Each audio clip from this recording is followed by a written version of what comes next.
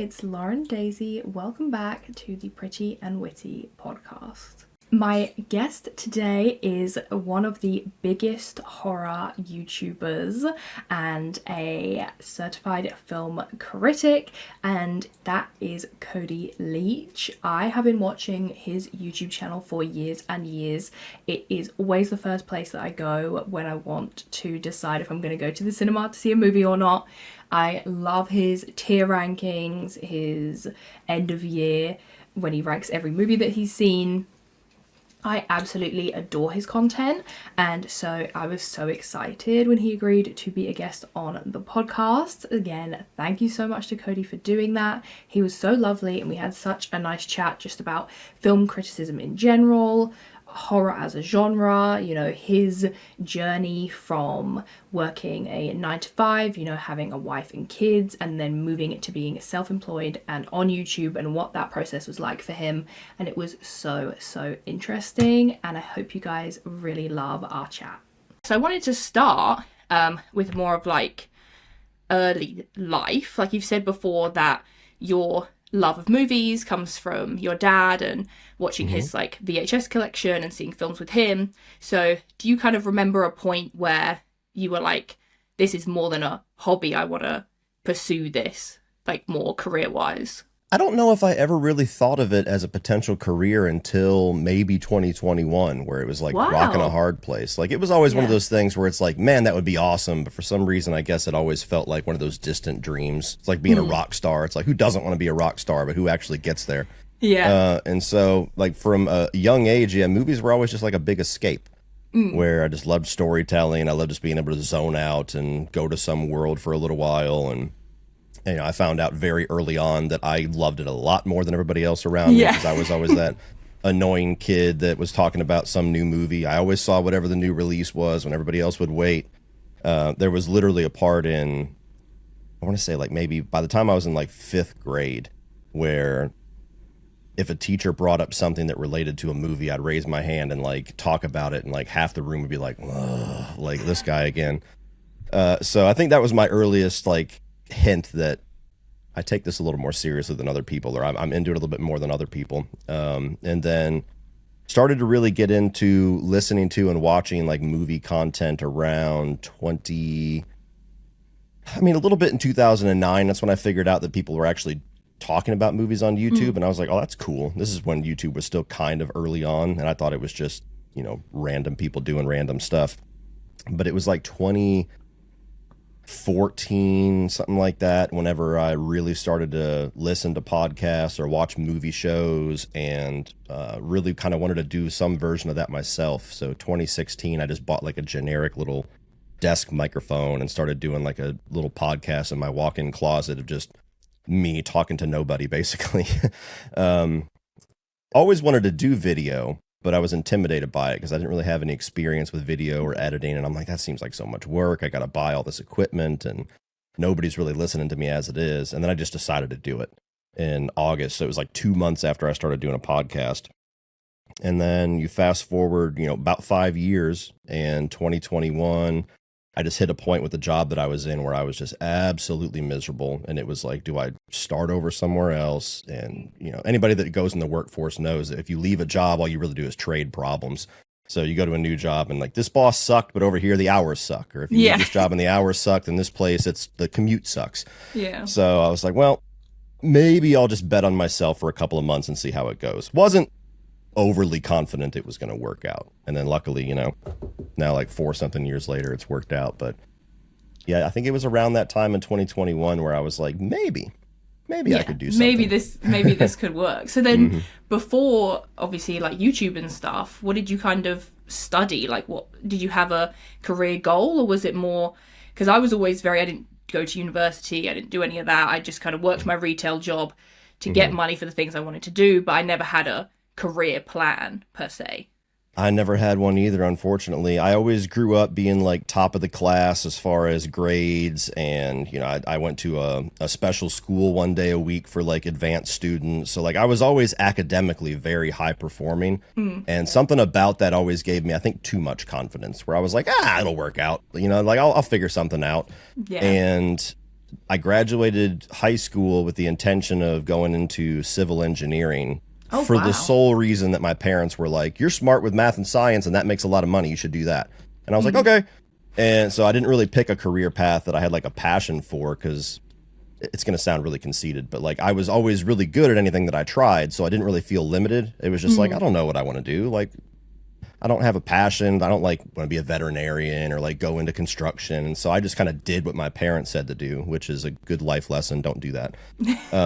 You know, they had best intentions, but my parents didn't go to college, so they had no idea what to expect. They were just like, hey, a lot of money in this field, go try that. Yeah. And I did 1 year in college and hated it. I hated everything about it. I hated the major, the classes. I had grown up at a point where I never really had to study. I always just kind of did well. And in college, that doesn't fly because you get so much information. Your teachers really don't care about you beyond, you know, enough to, you know, hope that you do well, but they don't really know you from anybody else in the room because they got 300 students. Yeah. So if you get left behind, it's like, well, whatever, dude, you know, we got your money anyway. So I didn't really perform all that well because I was so used to everything coming easy that I didn't know how to study, as ridiculous as that sounds. And so I dropped out after the first year because I had failed 2 classes. I hated the classes, even the ones that I was succeeding in. And I think at the time I was like, I'll figure it out for a year. I'll like find myself for a year. Well, it took a long time to find myself because I didn't really know. At that point, I'm like, well, everything seemed like it was set up like this was just going to be easy street and everything was going to be paved for me. And now that's not working out. So I didn't know, like, I toyed with maybe going in the military for a little while and decided not to do that. And then I just started working just to feel like I was accomplishing something. And one job led to another, which led to another before I got to the point where I just did the YouTube thing. So it was really just changing jobs, which whatever one had like a really nice pay hike or whatever. Yeah. There was never a direction where it's like, man, I'm building a career. And that was kind of a scary thought after you become a husband and a father, where you're like, I kind of feel directionless. I feel like I'm just kind of going through the motions for a paycheck, and that's always kind of disheartening. So luckily I eventually found something that I liked, but yeah, for as confident as I was at a young age, I never really had like a career path. That was something I wanted to ask you about as well, because I feel like you have a very interesting perspective as someone who, going into YouTube, you know, I think you're already married and already had kids, like when you started, whereas a lot of people are still living with their parents, or they kind of only have themselves to support. So was that kind of, what was that kind of, did you feel like a bit of pressure or that kind of responsibility when you were like, I want to go full time, but I also have a whole, you know, support, like a whole system that needs me to be the rock, like, in there? No, absolutely. It was terrifying. I mean, if I was single, I probably would have rolled the dice a lot sooner. If you had asked me like 3 months before I went full time if I would ever go full time, I would have told you absolutely not, because YouTube is just so unpredictable. The income goes up and down based on the demand and how well your videos do, and you never really know. I mean, you throw a video out there knowing that it's as good as anything else that you've done, and it might skyrocket, it might bomb, you never really know. And so it was too scary for me to have inconsistent income, being, you know, a husband and a father. You know, my wife works too, but still, I was like, as a man, I can't be like, I'm going to sit at home and watch movies and I guess we'll pay the bills. And so for a long time, I was like, that's not going to happen. I just treated it as my side job. And so I would work 10, 12 hours a day, then come home and put pretty much about as much time as I put into it now after work. And it ended up building to a nice little side income. You know, at first it was just a hobby, then it was kind of like a somewhat lucrative hobby, and then there was like, well, there actually might be something here. I wonder if I could dedicate my whole day to this, what it could be. And the whole I'd say the last 2 weeks that I was at my job, I was in such a dark place where like I would wake up depressed, go to work, come home, just be like an emotional shell, just because I was like anxious about having to go to bed and go back. And my wife could read it all over me. But I kept like, I knew I was going to have to make a move. Didn't really know what the right answer was. I was anxious about even having to make a move because starting over somewhere else, making potentially less money, like it was just no positives. It was all potential negatives.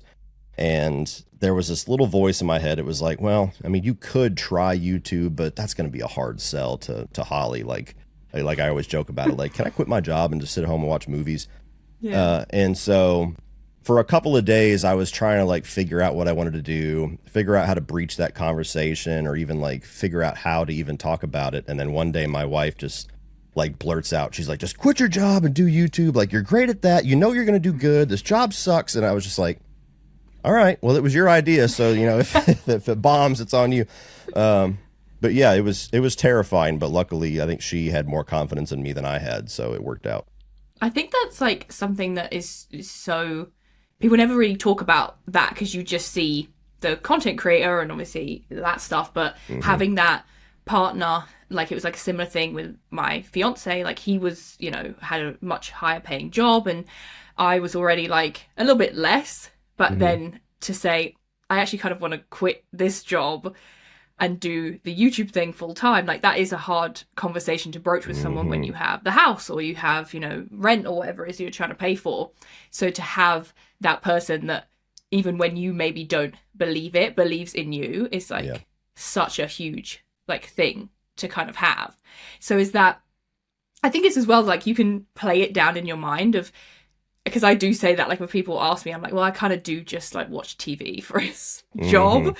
They're like, it's like, but it's actually so much more than that, like that goes into it with the, do you do like all your own editing and everything as well? Or do you have an editor? I'm a one-man show. I do everything. Do all the watching, all the paying for everything, all the commuting, all the shooting and editing and marketing and sponsorships. It's all me.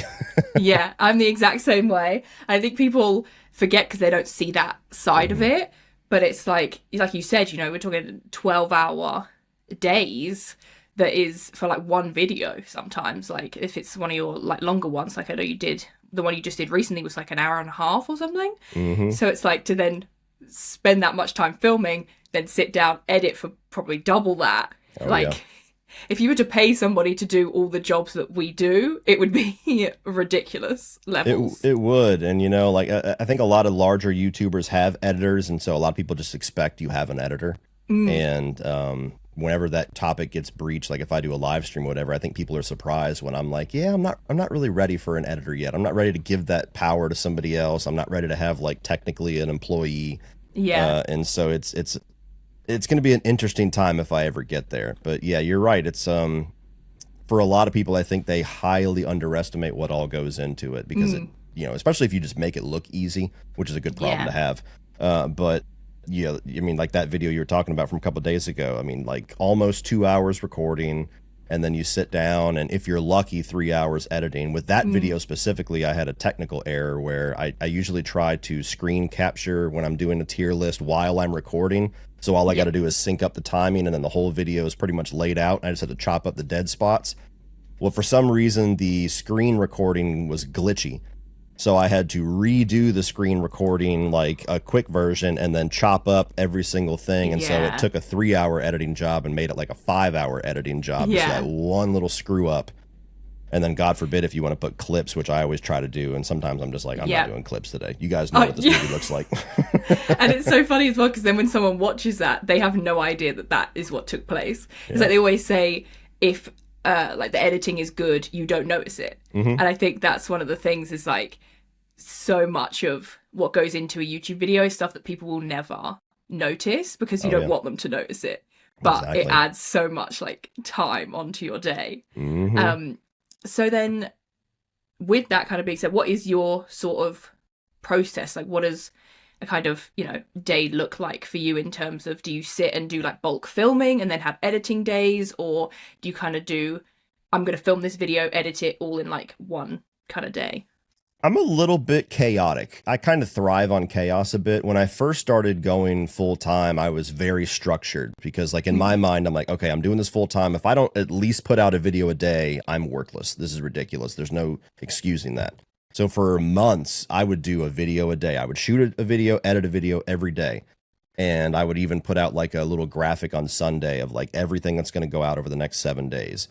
And I worked well under that, but what I noticed was two things. Was one, I started to get a little bit drained from that process, and two, I feel like it was too much. Like I think sometimes you can see a little bit too much of your favorite creator, even if you love their channel. It's like, I don't need you 7 days a week, dude. So I kind of tapered it back to like 3 to 4 videos a day tops. And what I noticed is that I get a lot more into the video, and the video is ultimately better if I don't structure myself so much. So I have a digital calendar off to my right here, and what I do is at the beginning of every year, I'll map out a general outline of the year, like all the new releases I want to cover. If there's like ranking videos, like Scream 7's coming out, so I know I'm going to re-rank the movies. I might rank the ghost faces. Like I'll map all that out. And when you have slower weeks, which we have a lot of in the January and February, I try to do random ideas like that tier list video that I just did, like millennial horror. We'll do that sometime in this week. And I'm a very mood kind of guy. So when I wake up, I'm like, I'm in the mood to do all this work today. And then some days I'm like, if I do it today, I'm going to be miserable. So I'll just do a couple of shorts. So it's a little bit chaotic, but what I try to do, most days I'll shoot and edit and release the video all in one sitting. Oh, wow. Yeah. But sometimes, like yesterday, I recorded a full review, 3 shorts, I think maybe even a second review. So I did Wuthering Heights, I did a short for Wuthering Heights, and then I did a short for Cold Storage, a short for Mortuary Assistant, and then a full review of Cold Storage. I shot all that in one sitting, and then I edited both the Wuthering Heights videos. I'll edit the other 3 today. So it really just depends, you know, and I like that freedom. You know, I'm structured, but I'm like chaotically structured, if that makes any sense. Like I can hold myself accountable, but I also know if it's not a good day, the content's not going to be good. So we'll do what I can. I'll punt it to tomorrow. And so far that works for me. So how many movies do you see a week? Is it like a lot, or is it not as many as people would expect? It varies. I don't really tally too much on older movies. I really only tally up the new releases. Like I don't use Letterboxd or anything like that. But like last year, by the end of the year, I had seen 153 new releases in 2025. And there were some weeks where I saw 1 new release. There were some weeks that I saw 3. I do a lot of double features. Like if there's a new release, usually there's one I'm really excited about and one I'm curious about, and I'll try to back those up. This has been a rough month for that because there's been a lot of bad movies in February. So I've had 2 planned double features this month where I watched the first movie and then I just bailed on the second one. I'm like, nope, can't do it tonight. But yeah, I try to do, most weeks it's just 1, but I'd say there's a handful of weeks where I'm seeing at least 2 brand new releases. And then older movies is just kind of sporadic. Although this year it's kind of like a personal goal of mine to watch a lot more older films that I've never seen before. Oh, okay, yeah. Because I tend to be much more of a comfort watch kind of guy. Like if I'm not doing something for work, I'll throw on a movie that I've seen 200 times. Just, I'm the exact same. I'm in an Uncle Buck mood. We're putting that on. But this year I'm trying to do a lot more of kind of checking a lot more boxes of all these classic movies that I haven't seen and have no excuse not to have seen. And so do you go, is that like you go by yourself, or do you like go with your wife, or like bringing kids or anything? Or you're like, no, I'm working, I'm going by myself? The vast majority I'm by myself. It just depends on the movie. Like my youngest daughter, her favorite franchise is Scream. And so she's been begging to death to go to see Scream 7. So I'm going to take her to Scream 7. I took my wife to go see Send Help, and there was something else before, The Housemaid. So like if there's a movie that makes sense, my wife doesn't get into movies nearly as much as me, and it's very rare there's a movie that feels like that's a you movie. So I'll try to take her to ones that fits, but that's like 4 a year. You know, usually our family movie is whatever generic Disney live action remake comes out, because they all love that, and I'm like, this is work for me. But most of the time it's just me, just solo, going to the theater and hanging out there all day like a weirdo. So is that like, because you said you watched a lot of films with your dad, and that's kind of how you got your love of movies. Is that something that you kind of actively were like, that was a tradition you kind of wanted to like have with your kids as well? Oh yeah, absolutely. Like when I met my wife, she already had our oldest 2, and so I was kind of behind as far as like molding them. But there was a lot of excitement for me, especially with the horror side of things, because whenever I met my wife, my son was 7, my daughter was 4. And so, 4, I was like, maybe that's a little young. Like that's when I started watching horror, but not everybody's crazy like me. But the 7-year-old, they kept telling me like, oh, he doesn't like scary movies. He can't handle them. Like he has nightmares. And I was like, we'll see. I'm going to fix this. Yeah, we'll see about that. And so the first weekend that my wife was off doing something, she was in the military at the time, I was like, we're watching Fright Night. And so I put that on, and like I found the trick with him first of all, I knew that they just had him convinced that he was scared when he actually wasn't that timid. But my trick was anytime there was something mildly intense or freaky coming up, I would just crack a joke to like break the tension, and he would get into it. But more so with my daughters. Like my son was very kind of unemotional, I guess, about movies. Like there'd be a couple that he'd get jazzed about, but he was never like crazy like me, where he'd like just rant about it and go on. Where my daughters were a little bit more taken after me in that sense, especially my youngest when it comes to horror. Like I Scream ruined her in the best way. When Scream 5 came out, I was watching all the Scream movies just to kind of refresh my thoughts, and she was like just poking her head in watching when I was watching the first one, and then she was just hooked.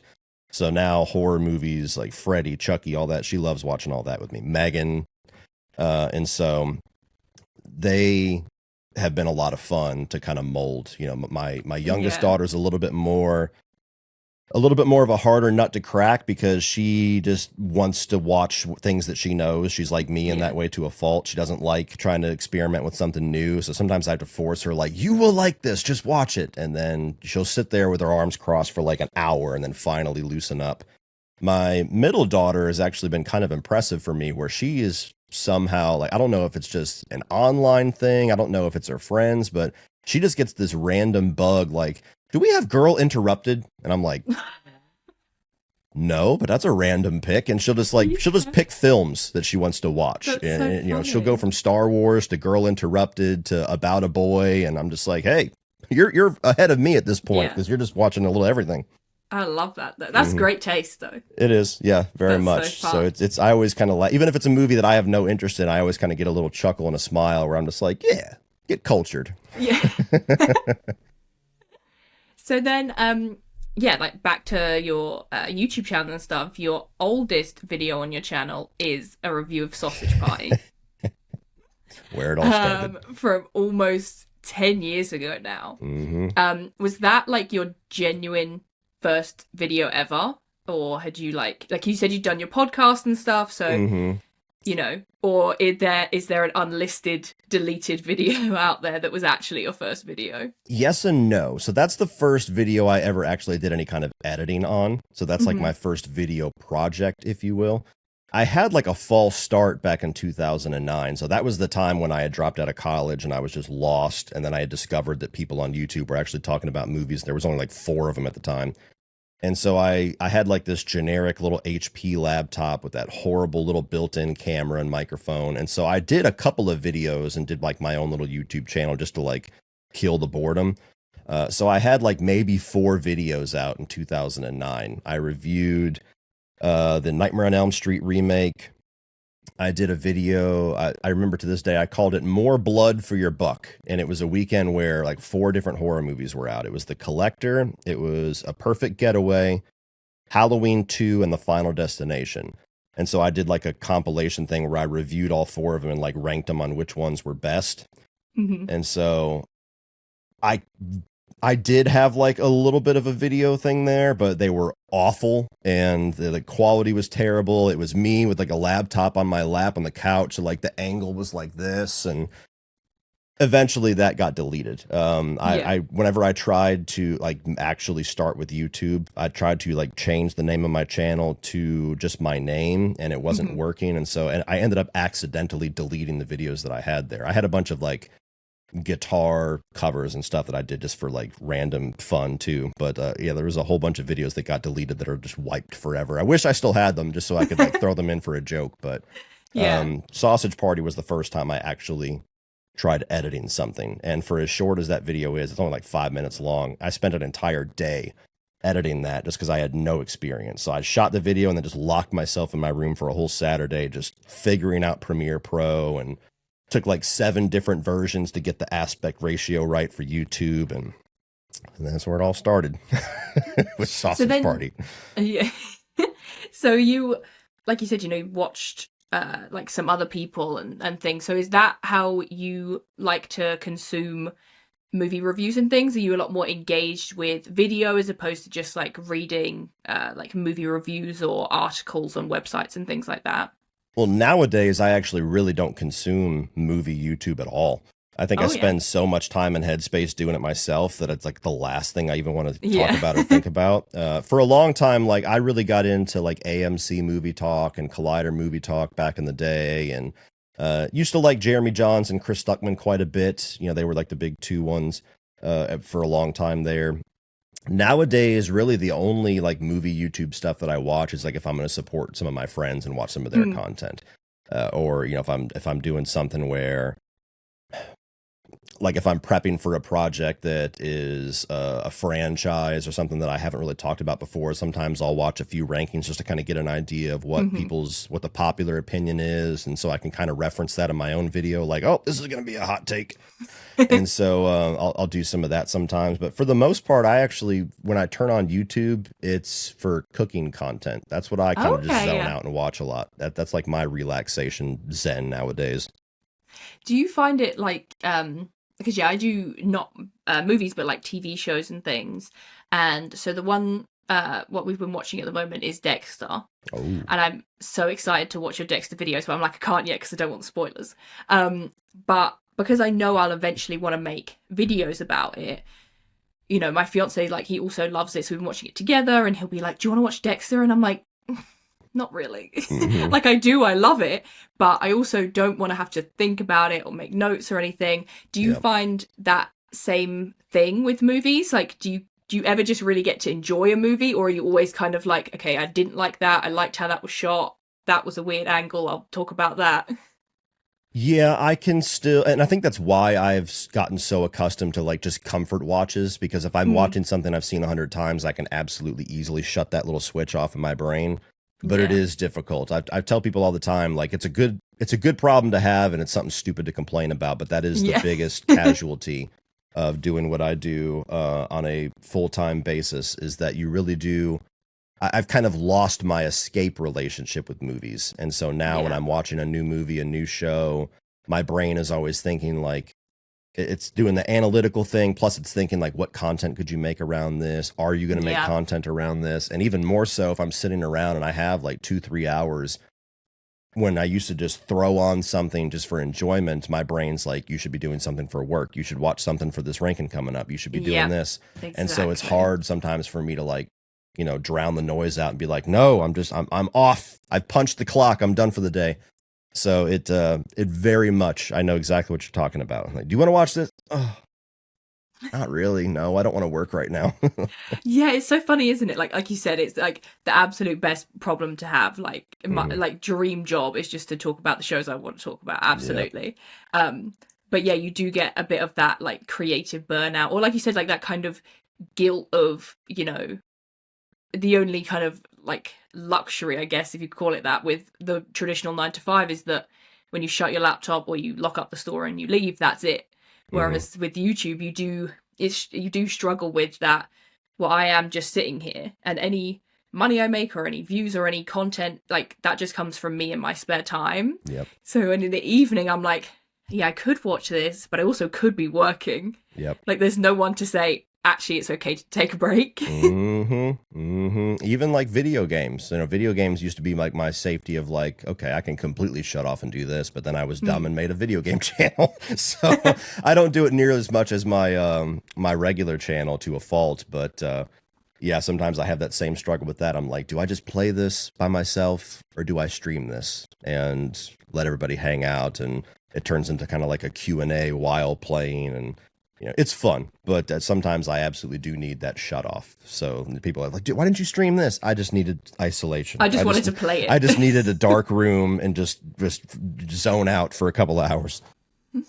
Do you feel like you have a, you know, 'cause like I said, it's been almost 10 years now, a video that you remember, or like a point where you were like, oh, my channel's actually really taking off now. Like these are big views, like it's growing a lot.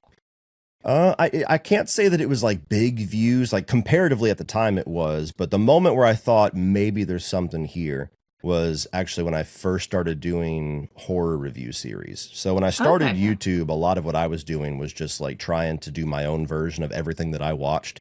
So I was trying to do my own version of movie talk. I was trying to have my own video game show. I was trying to do top fives and then review every little new release, no matter what it was. And, I think that's a good thing to do at first because you kind of figure out what you like, what you don't like, and kind of what your voice is. But I never really gained much traction because unfortunately with YouTube, you're rewarded more for niching down rather than being like, a jack of all trades type channel. Yeah. And so I never really got a lot of traction on much. I would do like, 8-hour editing sessions on these videos because my computer was archaic and I had no idea what I was doing, and I'd get like 20 views.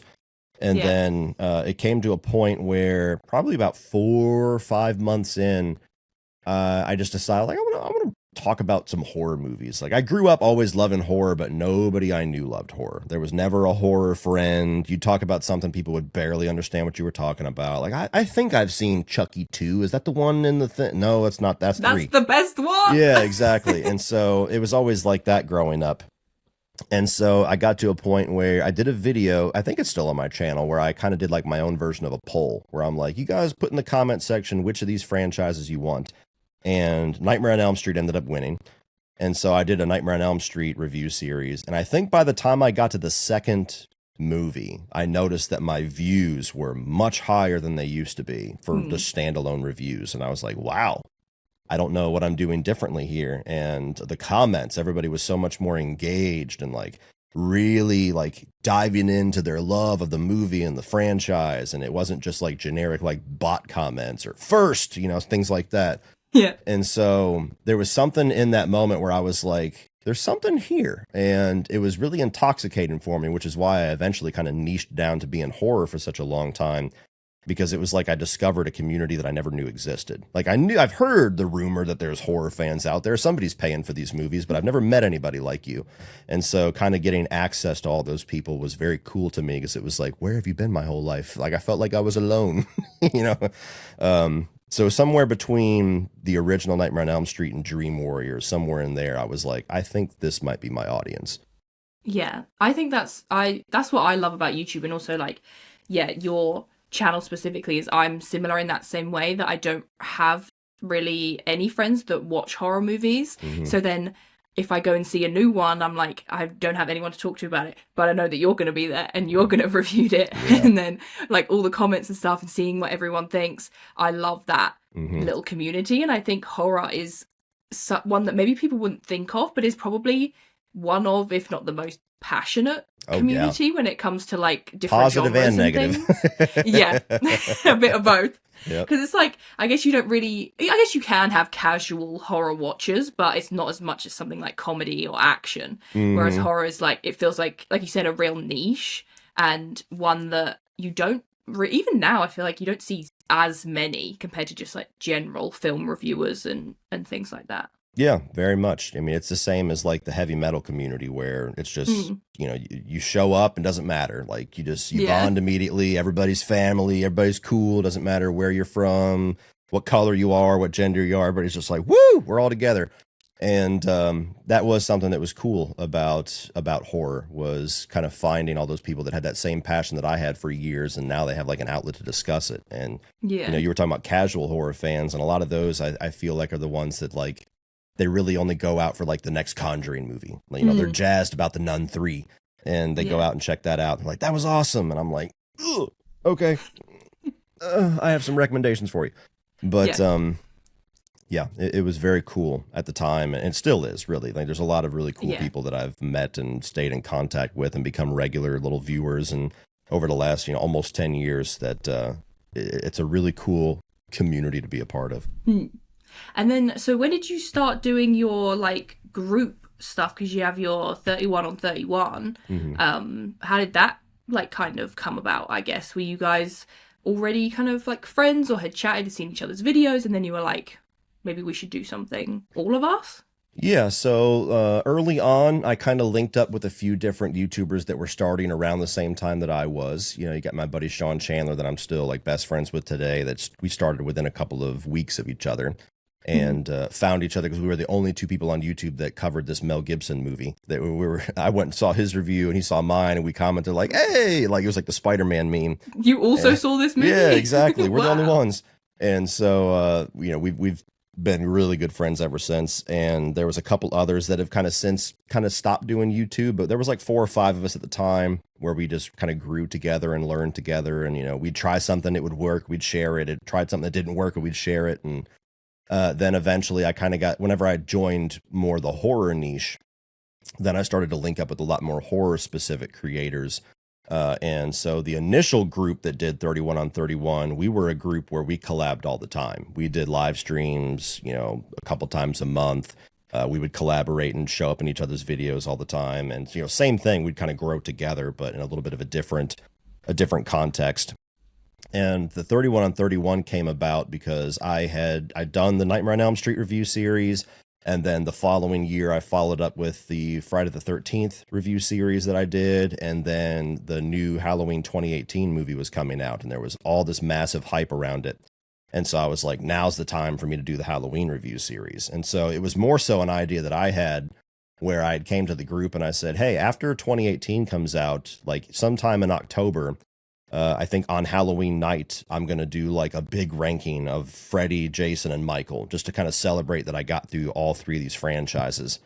And so we decided to do that as a group and release all of our different rankings together. And then my buddy Charles, the Willis Greedia, he noticed that there was 31 films on the slate, and we were reviewing them on the 31st. And so he came up with the name 31 on 31. And it was just like a one-shot thing. It was like, oh, this is just a fun little event. And then a year later, when it was coming time for Halloween again, I was like, let's do it again, but let's like do like the B tier. Like, let's do like Norman Bates and Chucky and Leatherface and all of that. And so then we did that, and then it just kind of became a tradition where every single Halloween, and then we even started doing some at mid-year because it was around 2020 where there was nothing to talk about. Yeah. So I think that year we even did 3 of them, where we would just pick a theme and try to find some configuration of 31 movies. And we've kind of altered the rules and expanded it a little bit since then to where it's not quite so confined, where we can kind of pick and choose movies. It's a little bit more relaxed and fun that way. But that's really how it started. It just kind of became a tradition and has since turned into something that is like an annual event that so many of our viewers look forward to. Yeah, I love that. This is like, I had just thought about it while you were saying that, but I feel like that's kind of the like trifecta, I suppose, of the horror genre, is like Freddy, Jason, and Michael. Mm-hmm. But for you, like, what is your personal version of that? Ooh, the Mount Rushmore. So, I mean, yeah, popularity wise, I think objectively you have to have Freddy, Michael, and Jason on there. But if we're doing like just a personal, like who's your favorites? So Freddy and Chucky have always been my 2 boys. They're the ones that I grew up. I don't know if I just gravitated towards the more comedic or the more, personality driven slashers or what it was, or if it was just because my dad had more of those movies on VHS than the other 2. And that's just what I grew up with. But I would put those 2 on there. I would probably throw Ghostface on there just because I think that it was so formative for, my generation. And I wasn't that big of a Scream fan growing up, but I've since grown to really enjoy the series. And then that 4th slot is where it gets hard. For me personally, just which ones I have the most personal attachment to, even though he does not belong in the conversation as far as legacy with a lot of these other characters, I'd put the Tall Man up there. Just because I grew up with Phantasm 1 and 2. I was going to say, I thought you were going to choose Phantasm. Yeah. I was waiting for you to say that. Oh, yeah. And every time I say that, I get in trouble because people misconstrue that, like, my favorite with who's actually the most iconic. And I'm like, obviously, the Tall Man is not super iconic for most people. Most people don't even know what the hell that is. But I grew up with Phantasm 1 and 2. And, even the sequels, which aren't as good, but they're just, they got a special place in my heart. Those are like the foundation of my horror love, so that's got to be on there. Yeah, I feel like the same. Chucky Child's Play was the first horror movie that I ever saw when I was maybe like 11 or something, and I think I also love that kind of funny, like big personality character. And I think, like you said, like with Freddy, that and kind of like Scream as well, it makes it, I don't know, it makes it like more fun in a way, like more engaging. I love the funny one-liners and the way that they are as a character. I think I've become more attached to do you find that you become more attached to like the character or the movies, like the franchise as a whole? Probably the character, because whenever I really try to like dive into it, like half the Nightmare on Elm Street movies aren't that great. And I used to say that Child's Play was the most consistent franchise along with Scream. They have since kind of gotten away from that. Yeah. So I'd say about a third of those movies aren't so great for my personal taste. But yeah, I tend to love the character more than the movies. And that's even for the franchises I'm not a huge fan of. Like, I love Michael Myers more than I love the Halloween franchise. I love Jason Voorhees, especially, more than I love the Friday the 13th franchise.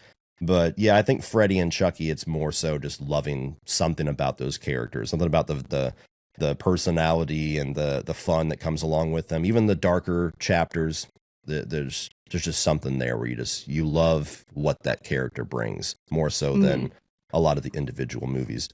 Like, back to your content and stuff, do you have a favorite format that you do? Because I feel like like you said, YouTube values niche, and I feel like you're very, well, at least since I've been watching like past few, you've really like streamlined and found the videos that you like to make and that you enjoy making. So do you have kind of a personal favorite out of like tier list, or you do the physical media hauls, or like the end of month ranking? Is there one where you're like, I'm excited to film this one especially? I kind of have a love and a little bit of a hate for all of them, depending on how much of a workload they are. Like, I've got them down to a science where sometimes it's a little robotic. I don't get as much excitement out of, like, this is the 10,000th movie review I've done, it feels like, or a ranking. But, the tier lists were a fun thing for me. I think right now I get the most like enjoyment or curiosity out of doing those, because I was resistant to tier lists for a long time. I didn't understand the appeal. They kind of like had a big boom and everybody was doing them. Exactly. And I was like, everybody was doing it, and I've always kind of been like a loner, so I was just like, I'm not doing what everybody else is doing. So that was part of it. The other part of it was like, I just didn't understand, like, what is the appeal of this over a regular ranking? Like, a ranking, you got to like stand on like whatever your opinion is. This is second, this is third, this is fourth. Where a tier list to me was more like a looser ranking. Like, this is kind of a general ranking, but it's not as definitive. Yeah, it's not as definitive. So it was almost like an almost ranking. Like, that was kind of my cynicism towards it for a while. And then I had so many people asking me to do one. I had other creators like recommend, like, you should do these. They do really good views. And I don't remember what the first one I did. I might have done like a Nightmare on Elm Street one or something, but I just did it just to do it. And it took off, and I was like, okay, well, even if I don't get it, I guess people really like it. And so I started doing them. And then at some point I was like, well, if I'm going to keep doing these, I want to do it my way. So I started finding these little like weird ways to go about ranking things, because especially in the horror genre, sometimes I feel like you get trapped into talking about the same movies and the same franchises so many times, and that gets really boring for me, and I know it's got to get boring for some viewers. Not all of them. Some people would love it if I talked about the Halloween movies 6 days a week and twice on Sunday, but like every time I do a ranking where the top two are some of my favorite movies that I've already talked about a dozen times, I just get bored. And so I started thinking like, okay, if I'm going to rank these horror movies for the 10,000th time, this time I'm going to rank them based off of which characters I could survive. Or I'm going to rank the horror settings, or I'm going to rank the horror cliches and tropes. And so I found ways to like have the same conversation, but in a totally different way. So it at least felt fresh to me. And that's always fun for me, trying to like, it's like a puzzle box. Like, how can I go about this in a way I haven't done before? And so I always like kind of going back to that. And I haven't really done them with a lot of other franchises yet, because most of them haven't had a new movie. But I really liked the idea early on of ranking all the kills in certain franchises, just because it was a very like ambitious thing to do. And I did this project where I ranked all the kills for Freddy, Jason, and Michael. And for whatever reason, the Freddy one never got affected. But like the Jason and the Michael one especially were so labor intensive, of like literally tallying up every kill in the franchise, which both of those is like in the hundreds, actually coming up with some sensical ranking of like, why is this 35 and this one's 36? Getting a clip of all of them, then shooting the video, then editing. Like, it was really strenuous. And then within 2 hours, YouTube's like, no advertisement for you because this is violent content. And I'm like, are you kidding me? And so I stopped doing. I put all this effort in, and now I'm not even going to get anything from it. Disheartening beyond belief. And so I kind of gave up on that. But then when Saw X came out, I decided to try it again, thinking, and this is how stupid YouTube is sometimes. I think a lot of what set it off was that I have kill in the title, ranking kills, kill ranking, whatever. And so I said, with Saw, I can say traps instead of kills. And so I ranked all the Saw traps. And I did not expect this, but at least as of this moment, that's the highest viewed video on my channel. Yeah, that was the first video of yours I ever saw. Oh, wow. Okay, awesome. Was the Saw Traps one, yeah. Yeah, and that is, I mean, I did check for this video. It is the highest one. It that has is been almost for a little while. Sometimes I get it's crazy. Sometimes I get surprised where I'll just randomly dive in and see what my highest one. I'm like, whoa, that one rose. Okay, still that one. Yeah, and so that one was like another way of cracking the code. Where like, ooh, I can finally do this idea now, but I know ways around it. And so I did that, and then I did the Final Destination. Like deaths and premonitions, and that one didn't get hit by the advertiser thing either. So I haven't done other ones, but yeah, what I like about the tier list is I feel like it kind of opens up possibilities for me to keep talking about things without hitting burnout and without like begrudgingly being like, all right, guys, we're going to talk about Halloween again. This one's my number 12. And I think that again is like another one of those things that people don't think about is if you're going to spend so much time on a video, like I've had that before. I did a video about Gossip Girl that was over like 4 hours. It took me so long to do. And the second that it was there, it was like obviously like copyright just took the whole thing. So it's like, that's one of the most viewed videos on my channel. But probably nobody knows that I did not make any money from that video. And especially when you're like, it is your full-time job. You're putting that time in. It is such a big hit to know that the past 12 hours you spent is like, and it's still fun, you know, people are still engaged and the comments and all that side of it is still great, but that is tough. Do you feel like in your like time on YouTube that's gotten a lot worse in terms of the kind of restrictions that you find on the platform? Yes and no. I don't know if I'm just lucky or I've just figured out a way to slip past a lot of the bots and the algorithms. I don't get hit with too many copyright problems or even like the advertiser friendly thing. So for those that don't know, whenever you go to monetize a video, you get a green $sign. A red $sign means it's ineligible, which usually means copyright content. You can't monetize it. But sometimes after you post a video, it never flags when you're uploading. It's always like days after it's already taken off. You'll get a yellow $sign, which means that some bot somewhere has detected that something in your video is not advertiser friendly. Swearing, violent content, whatever, sexual content. It's very indiscernible. There's no clear-cut rules. And you can request a manual review, but I'd say 8 out of 10 times, all they do is just verify it and move on. I don't even know if anybody actually checks. And so what that ends up meaning is you'll get a little bit of money for your video, but lion's share just goes to YouTube and you don't make a whole lot. So that has been the biggest change since I have started YouTube. They started that like 2 years after, maybe a year and a half after I started. And it's always been so finicky. The thing that has been frustrating with the copyright side of things, I've figured out a way to like cut down on copyright where I'm only using like 6-7 second clips.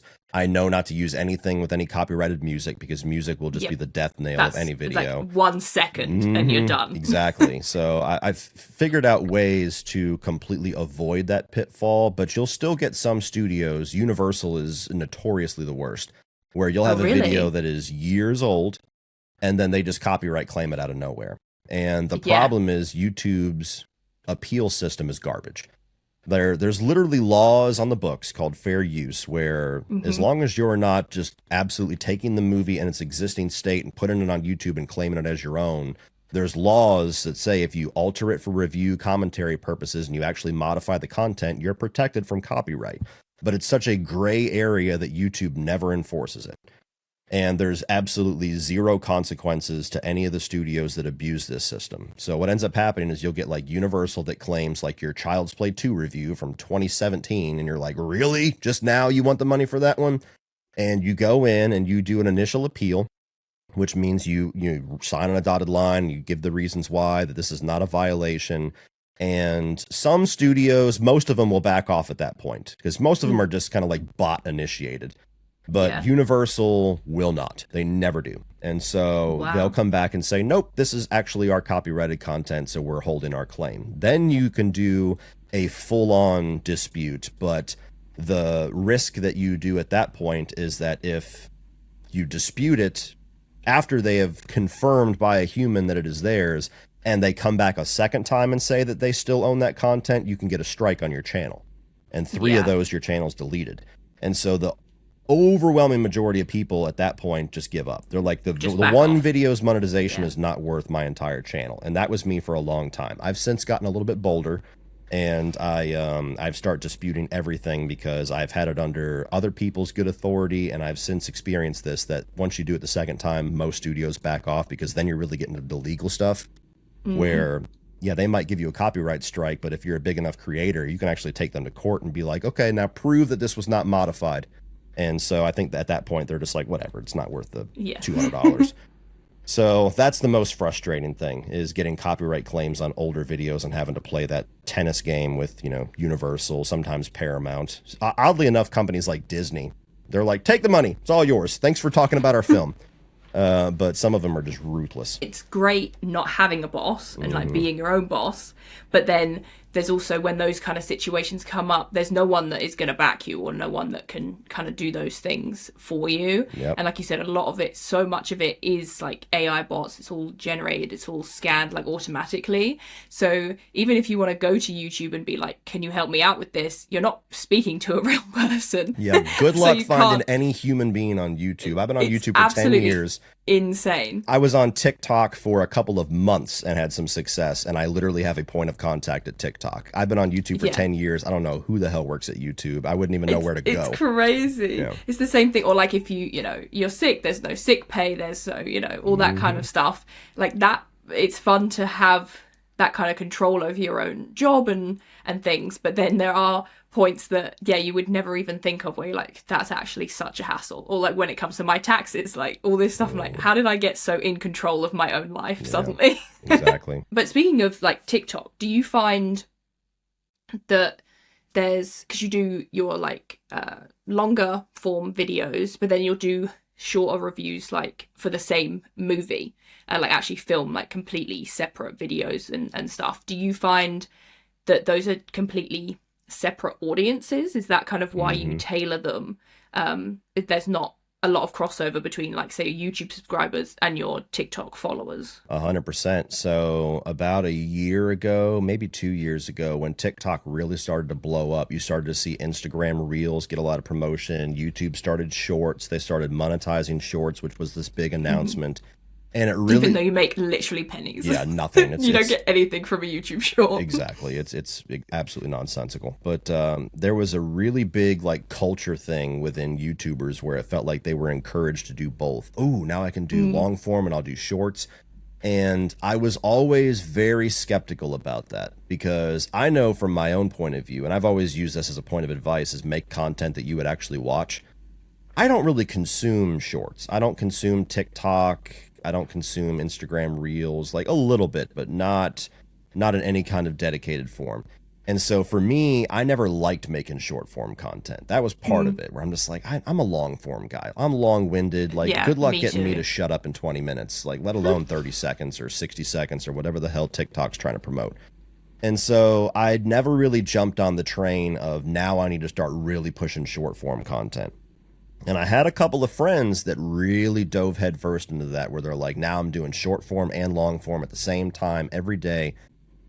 And I was like, I'm going to sit back and watch and see what happens to their channel, because I feel like that's not going to be good. Because even though no matter how long you've been on YouTube, unless you're like Mr. Beast, you don't understand the algorithm that much. It's all a lot of guesswork and a lot of random trial and error.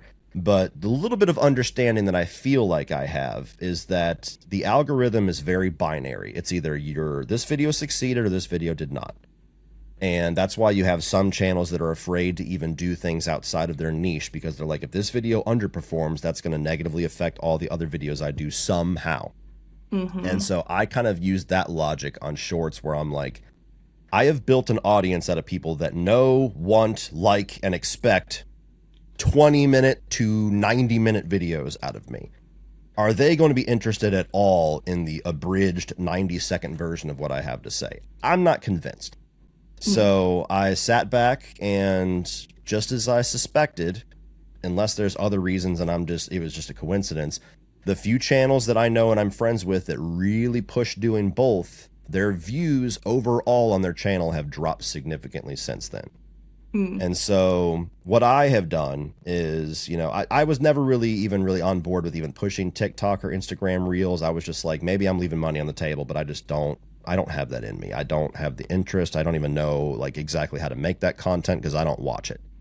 And I started to get a lot of TikTok friends, you know, met them at film festivals and things like that and gotten pretty close. And they would kind of give me some advice and some tips and kind of let me peer into that world a little bit. And they'd be fascinated with YouTube and how that works. And so I started diving into it quite a bit last summer, where my idea was, okay, I'm just going to really try to push myself. When I sit down to do a long video, once I'm done with that, and I've already done like, you know, I've talked for 30 minutes on this movie.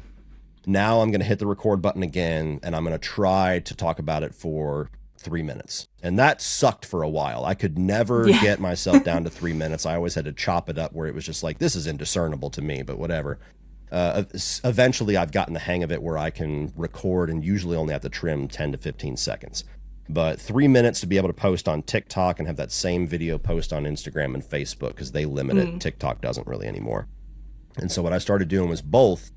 But the overwhelming majority of the short content I would just have exclusively on TikTok, Instagram, and Facebook. If you want the long form me, that's on YouTube. Yeah. And since then, that has worked out really well because I have now 2 different audiences, but they're not cannibalizing each other on YouTube.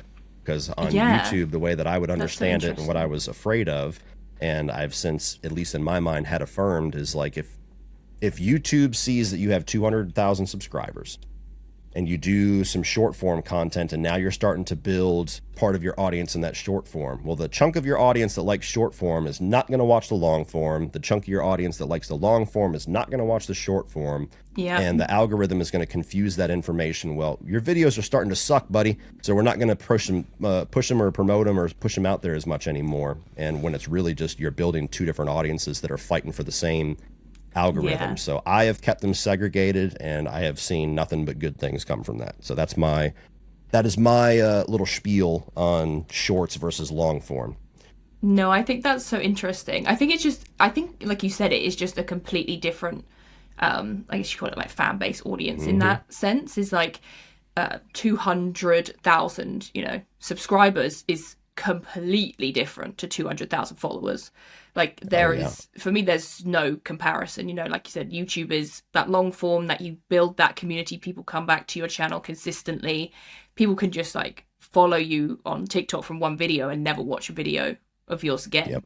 So I think it's so interesting how I think people like assume it's the same. No. That maybe, oh, everyone that watches your YouTube channel, like they must obviously go and follow you over there. But it's like, if they don't want to watch like short form, then they're not going to. Oh yeah. So and I've got it the good way too. Which that's such a smart way of doing it. Exactly. And it's frustrating as hell, but I've got it the good way, where if you learn to build an audience on YouTube, it's much easier to then try to figure out how to build an audience on TikTok and Instagram, where if you do it the reverse way, like all of my TikTok friends, they're like terrified of YouTube. They're like, I don't understand this. Like, I'm exhausted talking this long. I hate editing and I get 20 views. This is BS. And so it is a much harder journey to get used to formulating and appealing to an audience that likes quick bursts of content versus like, okay, now you actually got to get insightful and now you got to develop out your ideas and talk for a long time. And the frustration that I have is like, I'm somebody that likes to dive into a lot of my thoughts and explain things, and this is why I came to this, and this is why, but I understand this. Like, I like having big, holistic thoughts on things, and there's no room for that on TikTok. Like, TikTok is just like, blah, blah, blah, blah, blah, blah, blah. Here's my thoughts. And you get people that argue with, they're like, well, didn't you see this? And I'm like, yes, but I didn't have time to say that. So, it's so frustrating. Yeah, no, I'm the exact same. I am long form all the way, like, because, and that is again like what I love about like your videos and stuff, like you said, is that you see all the details, and like I think there's no way with like a 30-second to 3-minute video to get that kind of like passion and knowledge across. And that's like my favorite thing about watching YouTube review, like YouTube reviews of TV shows or movies. I want that insightfulness. I want you to say, oh, did you notice that they're wearing this color because of this, or this is a reference to this, and that is what I'm in it for. So like, same. I don't think I could ever convert to the to the short form. It's when you posted an hour and a half, I was like, perfect. Yep. Like when it's less than an hour, I'm like, oh man. Yeah. I want the yapping. Oh yeah, and it's amazing. Like you said, there's no crossover. People either just want to like get a little, a tiny little bite-sized nugget of your thoughts and move on with their lives, or you got people that are like, no, I want to sit here and live in this for a while, and they do not like each other. Like you get somebody from TikTok, I'm like, I got a full review over here, and they go and they're like, an hour? Bleh. Nope. I got a life, buddy. Whereas I'm like, an hour? Yes. Yep. Sign me up. Exactly. So then like do you have any like kind of separate opportunities in that sense? Like, have you ever had anything that's kind of come from your TikTok audience, or do you feel like the things that you get to do, you know, I guess like just in general, how does that work? You know, you do a lot of film festivals, you've done some premieres, things like that. Does that come from people seeing your videos and reaching out? Is that from networking you've done over the years? Do you kind of facilitate that on your own, or? I feel like I strangely float under the radar a lot, and I don't know why. I think some of that's to my advantage, some of it's frustrating, but a lot of that's just me doing it on my own. Like I do get sponsorships. I have had a couple of cool opportunities. You know, like I went to New York and saw one of the premieres of Shelby Oaks last year, which was really cool. So I've had a couple of things like that, but film festivals, all that's just me applying for press and paying my way and going. TikTok, I really haven't seen any big opportunities come from yet. The only things I've had with that is like I have a podcast with my buddy Chuck, who's a big TikToker, and he has certain opportunities and certain networking stuff that he'll kind of let bleed over onto me, and we'll do it together and everything. So that's been kind of cool. But yeah, they TikTokers in general tend to get a lot of the opportunities nowadays. I haven't really broken into that quite yet, but that's been something that's been really interesting to be a fly on the wall when, you know, I hang out with all my friends who have been doing this for a year, and they're like, I'm getting flown to LA to do this, and I'm hanging out with Tom Cruise, and I'm on the set of Ready or Not 2, and I'm like, this is bullshit. I've been doing this for 9 years. I don't get to do any of that. And so it's one of those things where I think when you're a YouTuber, especially when you're somebody that's really like diving into movie analysis and you're joining critic associations and things like that, like you're looked at as a critic, which some people it's like that's enemy. And then TikTok, not to say that people don't have that critique kind of flavor to them, but you're much more looked at as like influencer on that side. Yeah. You're here to hype up our film. You're here to get your audience excited about Ready or Not 2. You know, you're here to get people pumped about this independent film that we don't have a marketing budget for. So we're going to shower you with a couple of free gifts and a free premiere so that you do all the work for us. And so you'll really see a lot more of those cool opportunities get flown that direction nowadays. And even like people who are legitimately press, they're not YouTube, like they're just like written trades, websites. They voice frustration with that all the time, where they're just like, I'm not even invited to stuff anymore. It's random influencer who's never even seen the franchise. You see those clips that go viral where, you know, they say some horrifically embarrassing question, you know, like I think Delroy Lindo, who just got an Oscar nomination and he's been working in Hollywood for decades. And they're like, you're one of these rising up and comers. And he's like, not an up and comer, buddy. I've been doing this for decades. But like, you see stuff like that and people cringe because it's just like, oh, they're not all that way, but it's just like, oh, why are you getting that opportunity? And so that is the one thing that is interesting about the TikTok world, is that is where a lot of the marketing, a lot of the push is getting nowadays, not so much YouTube. Yeah, no, I think you're so right. Like when I like think about it, when I see people being invited to events and stuff, it's the red carpet experience. It's they flew me to this is what my hotel looks like, this is the merch that they gave out. It's definitely, oh, these are the celebrities I saw on the red carpet. Whereas inviting, like you said, someone more like you, or someone is that more critic based, they know, okay, he's gonna say what he really thinks about this film. That's more high risk than just someone who was like, oh, look at this like cool thing that they gave me. And it's weird too, because like, especially because I'm in critics associations, like there are certain things that are not only like encouraged, but almost required to succeed on TikTok and Instagram and like that more short form content that would be detrimental to do over on YouTube. You know, you get enough flack whenever you get a cool opportunity, because there's always people that are cynical, like, oh, they're paying you for this, or, you know, that I can't take your review seriously now because you've got cool stuff attached to it. And then on the TikTok side, like that's the whole game. This is this cool swag box that I got. And, you know, here, go check out the movie. Tickets are on sale today.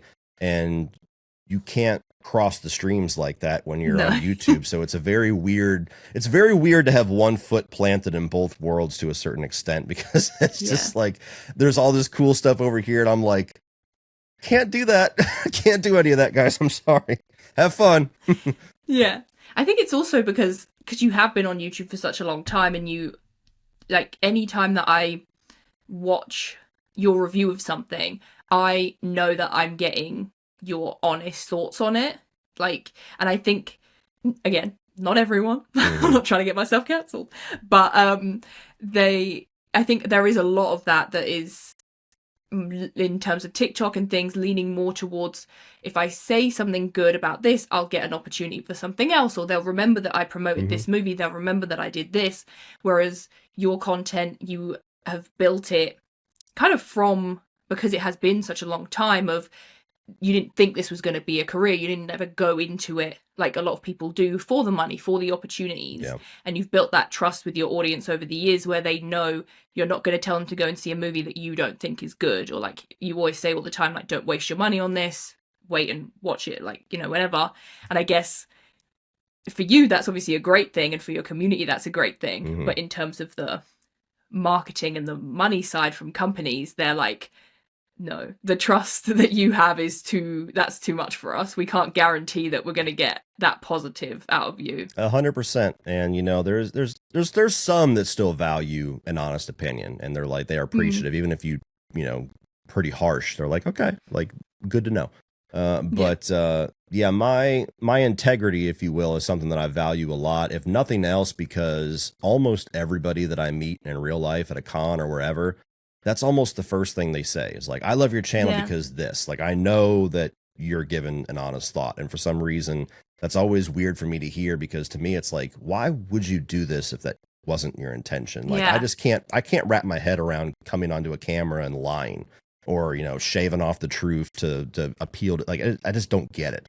And so it always amazes me that something like that makes me stand out, because I'm like, that shouldn't make me stand out. That should be like, no, that should be everybody. Exactly. And so I think that there's a very creative way to do it, where there's a difference when you're trying to do short form content that is very much geared towards hyping up a film. There's certain language you can use where it's like, you're not really giving your opinion, you're just talking about the movie. And so it's like a safe way to kind of feel like you're having your cake and eat it too, where, you know, it's like, oh, this movie's coming out, and you got this actor who's awesome, and they're doing these practical sets, and there's practical gore, and here's the story, and it reminds me of this, and I love this. So like, you're not really talking about, do you dislike the film, somewhere in between. It's just like, here's all the details, get excited. And so it's much more of a marketing kind of thing. And I think a lot of viewers sometimes don't discern between the two. So like, they just read your excitement, and they're like, oh, he loved it, and so they get hyped to go see it. Versus when you have to talk about it at length, it's impossible for me, but I assume it's very difficult for anybody to hide your true feelings. Like, if I don't like a film, if I immediately am talking about, like, it was edited nice, like, you should know, like, it wasn't a very good experience. Like, I'm trying to find something to throw him a bone. But it's difficult, you know, and it's uncomfortable sometimes. You know, I've had opportunities where I know, like, I'm going to put this video out there that's my honest thoughts, and I am now screwing any opportunity I had with this person or this company or whatever. And it is what it is. You know, I literally had a group of people offer me a role in a movie where they're like, oh, we got this thing coming up, like, you want to be in this? And I'm like, you know, maybe. And then I covered their very next film, and I'm like, oh, yeah, that guys, not a fan of this one. And I never heard from them again. And I'm like, yep, that's how it goes. But that's just that's the life we choose, I guess. And it's the frustration, because you'll still get accused of stuff. Like, I still got accused, like, you know, Chris Stuckman was lying in my pockets for Shelby Oaks. And I'm like, guys, I just legitimately thought the movie was pretty good. Like, I didn't rate it 5 out of 5. I obviously had issues with it, but, you know, I think some people are so cynical that, like, if there's anything cool, like, if you got any cool opportunity, if you got a swag box, if you shook hands with a director, if you did a little TikTok clip on the red carpet, you're compromised. And I'm like, a lot of that comes from the fact that there are a number of people who are compromised, and those of us that aren't, unfortunately, you kind of get that bleed over. You get grouped together, I think. Yeah, and that's because in your is it the Iron Lung one, the Markiplier movie? And that was what I really liked in that, was that you were very honest in that you said, there were things I thought could be changed. And you said, if I ever, do a project like this, I want that same like criticism back. Like if you didn't like it, I want you to tell me that you didn't like it. So is that something that you're kind of aiming towards one day? Is that in the sense of writing a movie, directing one, acting in one? Is that something that you're like, this is a bigger goal I would like to accomplish one day? Yeah, I don't know how much of a long-term or a short-term goal they are, but absolutely. I mean, I've always wanted to experience making a movie in some way. Even if I'm just on set holding a microphone, I would like that experience just to kind of like see the process at work. But, I've always wanted to, even if it's just getting killed off by some random, C-list slasher villain in some movie that nobody saw, like just the experience of it would be cool. I feel like I would want to write a film first. I've gotten a number of screenwriting books. I haven't really had much time to actually dive into them beyond like the first chapter of one of them. But I do have ideas for a movie script that eventually I'd like to develop out. Directing, I'm very intimidated at that just because I feel like I have so much to learn before I'm able to even be like, I'm in charge of this whole thing. Like I don't feel like I'm there. But obviously at some point that would be cool. I really would crave, even if it's a movie that not a lot of people like, just being able to say, I made something and it's there and it's there forever. Like that's really cool to me. So one day, hopefully. Yeah. And would that be, a horror movie? Or you've talked about before, how you feel like we don't get a lot of really great comedies anymore. Are you like, I'd try and fill that space, or a horror comedy, or something completely different like an action? Or the current idea that I keep going back to is a vampire movie, just because I've always loved vampire flicks. Lost Boys is still one of my favorite movies of all time, and Fright Night and Near Dark and From Dusk Till Dawn and all that. So I've had an idea for a vampire movie that I've kind of like added bullet points to for the last couple of years. Every time I'm on a road trip, I end up zoning out and just thinking about ideas. So I think that's most likely what I would try to do first, is my own kind of attack on that. I don't know if I would do a comedy or not. Like, I feel like I could write a good one, but I just don't know what the market is for that. I feel like there's a lot of people that want to make comedies, but Hollywood in general is so skittish about what's acceptable. Doesn't want to make them. That would be a nightmare trying to get that made. Whereas horror is like hot right now. So they're like, you got what? Cool. Here you go. And so that's my current idea. What I would do beyond that, I'm not really sure. Like, of course, it'd be a dream job to do some kind of IP that I love, but I'm also somebody that likes original stuff. So I don't know what direction I'd go with that. But vampire idea, I think, is my first one. Yeah, I feel like that would be so exciting as well, because people, like your audience, would be so excited to support something like that. And having watched your content for so long, and they know the kind of movies you like and the things that you value, they know they're going to get that going into like watching your own version of it. They know they're not going to see the things that you don't like. It's going to be in that kind of tone. It's almost like I'm kind of guaranteed to like this movie because I know that there's that much passion and like enjoyment from you that then has gone into it as well. You hope so. You hope that me talking about films as much as I do, that I could translate that into doing something good. You have the opposite side of it that's like, you critique other people's stuff so often, this better be flawless, otherwise, well, that is also true. That would be major pressure, I think, exactly. on that end as well. Yeah, it's a bit of a double-edged sword, I suppose. Very much. Yeah. What is your, I don't know, like goal or like aspiration for your content and your channel, like moving forward? Do you feel like you've really found your niche and you're really happy with it and it's just kind of making more of the same? Or do you have other formats you want to try? Or kind of where are you at with it now, like 10 years in?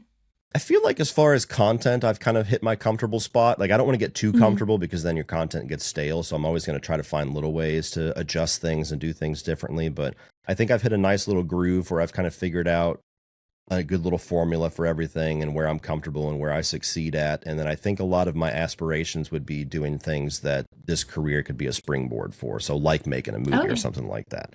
I don't really know what other type of content that I would have like aspirations to dive into. I do have an idea to, well, not even an idea, it's gonna happen, but just a matter of when. I do want to eventually make a cooking channel just because I love cooking. I love consuming that type of content. I had plans to launch it last summer, but I had filmed 3 videos just to kind of like figure it out and see how different it would be to film that and edit that type of content. And then out of nowhere, we had like 3 months of rain in Georgia, which is so unusual. And so I could never record that entire summer. And then it was busy season, fall, Christmas, holidays.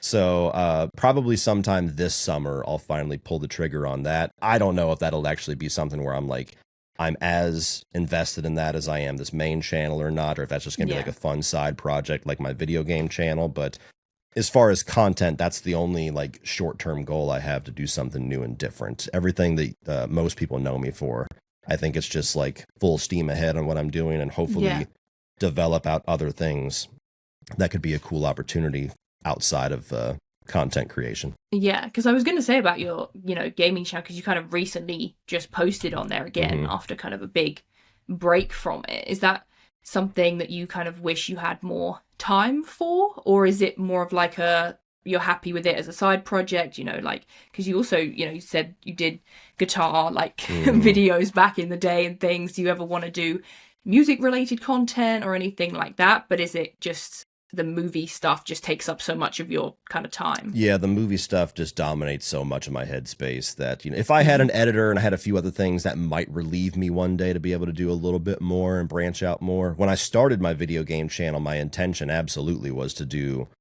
the same type of dedication over there as I am over here. It just didn't work out that way. It was right after COVID, so video game production kind of slowed down quite a bit. And it kind of just turned into me like randomly doing live streams just to kind of have fun and break away. And once in a while, there'll be a topic where I want to do like an edited video. But I think that channel is always going to be kind of like ebbs and flows. It's going to be things where like I'll be into it for a couple of months and then I'll kind of take a little bit of a break because there's not a lot out. But we'll see. That's a channel that I kind of enjoy the more casual approach to. I don't feel like as pressured. There's no pressure over there. Yeah, I don't feel as pressured to like stick to the algorithm and keep consistency over there. It's just like, all right, I'm in a video game mood. Resident Evil 9's coming out. Let's play Resident Evil for the next couple of weeks and just have fun kind of breaking away. Yeah. And then kind of like to kind of like round up, what would your sort of 2026, I guess, I don't know, you might not have a mood board, you might not have Pinterest, but like kind of your goals for this year, whether that's like personal or content, career wise, like what do you kind of want to get out of this year? I'd like to break through on a couple of opportunities. Like I've been trying really hard to try to get into some cons, like try to have a table or do some kind of panels or get some kind of involvement there. But I've hit nothing but blockades because it feels like a lot of people that are like the owners and operators of cons don't really understand the appeal of YouTube. And they're like, who are you? Why? Like, what? No. And so I've kind of hit that. If I could break through a little bit of that, that'd be a cool goal for this year. I'm going to be going to the same film festivals. And so I think last year I really pushed myself on watching as much variety as I could, attending everything that I could. And so this year, I don't know if there's really much I could push beyond that. It's just like, let's do that again. And maybe like, again, I don't know how long it's going to take me to get there. If I could have some sort of a skeleton script or a finished script by the end of this year, I think that'd be pretty amazing. Yeah, that would be really cool. Is that something that you kind of like pitch with people, or is it very much because when I was writing my book that I did, I was very much, this is me, like I don't want to share it with anyone yet, like I'm not, it's like, is that kind of how you work? Are you very, these are my ideas, or are you like, bounce ideas off of your wife or your friends, like read this, what do you think about this? I've let a few nuggets out there. So I've talked about a couple of details on some live streams on Patreon and things like that to let people know like kind of the direction it would go in my head. After Fantastic Fest last year, me and my buddy Sean, I stay with him and we attend that festival the whole week, and I had kind of gave him like my light pitch of what I was doing because we're hanging out with Chris Stuckman and interviewing him, and it's like, here's a YouTuber that made a film, like when are we going to do this? That was basically what Sean said. I was like, funny you said that, because I've got this actually want to. I've got this idea that I've been brewing for a while, and like one of the main themes of the movie is alcoholism, like trying to use vampirism as a way to explore alcoholism. And there's not personal ties, but there's like some stuff regarding my mother and everything in the past that I would pull a lot of influence of that from. And my buddy Sean has been very open about his struggles with alcoholism in the past. It was like the genesis of his channel. And so I kind of Oh, pitched wow. him my direction, my idea for it, knowing that he would get it. And he kind Mm. of bounced some ideas off of. Like, I'm more kind of like dark and serious with my tone. He's a little bit more like fun, playful. And so he's like, I Yeah. would kind of do this. And like, like I wouldn't get too serious. I would like have that action scene here. And so we bounced some ideas off each other for a couple of days to kind of color it out a little bit. And so that was as far as I've gone so far. But I wouldn't be surprised, even if it's not that project specifically. I wouldn't be surprised at some point if me and Sean just go off, like get an Airbnb for a week at some point randomly and just like, we're just going to hammer out a script. Just do it. Yeah. Do you ever think about using, like, I guess, like YouTube in that sense of making like maybe a short film version of it so that your audience can see it and you can kind of garner that? Or are you like, no, I would like to go straight to, I don't really know how it works, but like whoever and like pitch it like a production company kind of thing? I'm not sure. Maybe if I get the script put together and I can think of like a short little tease for it or something where I can kind of do my own version of it. Like 31 on 31, I've done little like mini skits and stuff like that where I've kind of stretched my legs a bit. So that there's something fun about that. I haven't really thought that far ahead. And then the questions I ask everybody at the end. What is your favorite TV show of all time? Ooh, there's two answers. One is Breaking Bad. Breaking Bad is always my bread and butter. It's the only TV show, like drama TV show, that I think is just perfect. I don't think there's a wasted moment on the show. I don't think that there's any stone left unturned. To me, that's just absolute perfection, where it's almost like a marvel how amazing that show is. I live and breathe that show. The secondary answer, totally different tone, is King of Queens. That's like my comfort show. Never even heard of that. It's a sitcom with Kevin James, and I'm not really a big sitcom guy, but something about the writing in that show is just so brilliant that I've rewatched that show start to finish. It's like 9 seasons. I've rewatched that show so many times, and I still laugh. I still get excited where, like, we'll just randomly throw it on while we're eating dinner, and the episode will start, and I'm like, oh, this is the one where that happens, and I just get like giddy like it's the first time I ever watched it. So for two different reasons, I feel like those are the two that have to share that crown. Yeah. And then, it could be from one of those shows or it could be from a different show, but who's your favorite TV character? Probably Dexter. Dexter, yeah. As much as like I love Walter White and everything, Dexter is just impossible not to love. Even on the garbage seasons, you're just like, oh, I'll stick through it for you.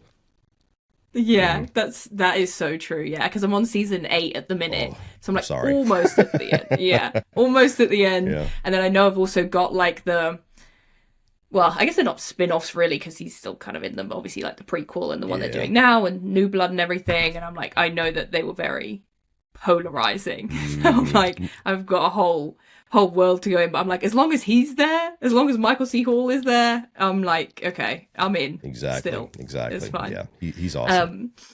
Yeah, and then a show or movie that you saw recently that you would recommend to people. I'm late to the party on it. Everybody's already said everything that needs to be said, but I watched Adolescence for the first time about a month or so ago. It's like a 4-episode series on Netflix where this like 12-year-old kid gets convicted or gets accused of murder, and so it's all 4 episodes are one-shots where it's all like one-ers, and it's just very. It could be a gimmick if it was done wrong, but it's like done in the best way where it really like intensifies what's happening. It's got really good acting. As somebody who's a parent and struggles very much with the reality of kids requiring a phone and access to the internet and how hard it is to monitor that, it has a lot of commentary on that. So that's a really, really good show to check out. Yeah, that literally, I don't have kids yet, but that terrifies me beyond belief. I'm like, I actually don't even know. I barely learned how to handle the internet, like having it, since I was 8 or whatever, let alone having it from birth, like, and how it is now as well, like, especially. Yep. Oh gosh. Oh no. That is a horror movie within itself. I'm like, that is too much. Yeah. And then I guess like a bonus one, I don't ask everybody this, but do you have a favorite like physical thing that you've collected? Because I know obviously in your background and stuff you have so many cool like movie prop looking things, or you have like, I don't know, like limited edition DVDs. Like, do you have one where you're like, this is my favorite thing in that kind of collection? Well, I've got a couple of cool little Blu-rays or 4Ks that seem like a rarity.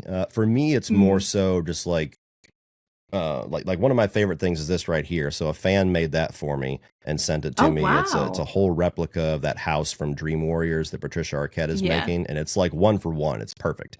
So I Yeah. absolutely love that. And he's off camera right now. See if I can turn it over. But like Chucky over there, that was like a bucket list item for me. Where Oh my god, I brought him because I knew that I was going to be seeing there you him, so go. I have. Yeah, I'll, Like, that was something that I wanted for such a long time. yeah, same here. So as a kid, that was like, I'm gonna own one day, and then that came out, and it's like Yeah. $600. I'm like, I don't care, take it. Yeah, I know. I was like, oh my god. Mhm. But yeah, I'm like, it was worth it. Mhm. It was worth it.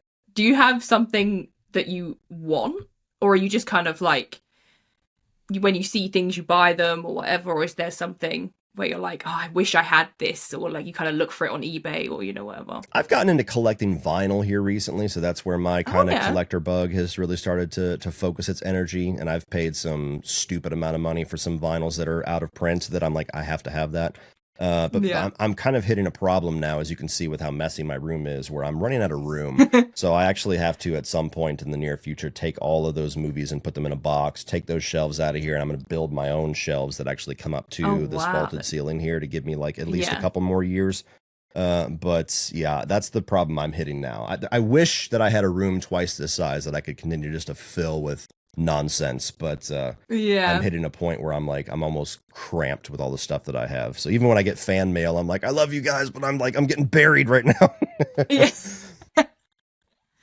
Yeah, no, I come into the exact same problem for sure. I'm like, oh, I want this, and this is so cool, like, you know, like the Chucky like Funkos or the NECA like dolls and all that stuff. Or when I went to Universal and they had Chucky stuff there, because it's not as big a thing in the UK really. So when I went there and they had like all his stuff, I was like, no, you don't understand, I need all of it. And it's like, my fiance would be like, but where are you going to put it? Like our house is full of stuff, and I'm like, I don't care. I don't know where it's going to go. I'll find somewhere for it. There you go. Yeah, I love it.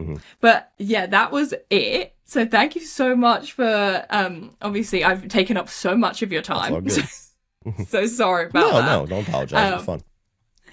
But yeah, thank you so much for like coming on and everything. And like I said, I love your channel. I've watched it for years, so I'm like excited for what you're going to be posting and for the eventual movie. Like, hopefully it gets released in the UK and then I can go and I can watch it. There you go. Thank you guys so much for listening to this episode of the Pretty and Witty podcast. Please make sure to go and follow and support all the guests that I have spoken to, not just today, but throughout this entire series. There are so many amazing creators out there, and I'm so excited to keep talking to them. And I hope you guys will subscribe to this channel. I will see you guys next week for another episode. Okay, see you again next week. Love you, bye.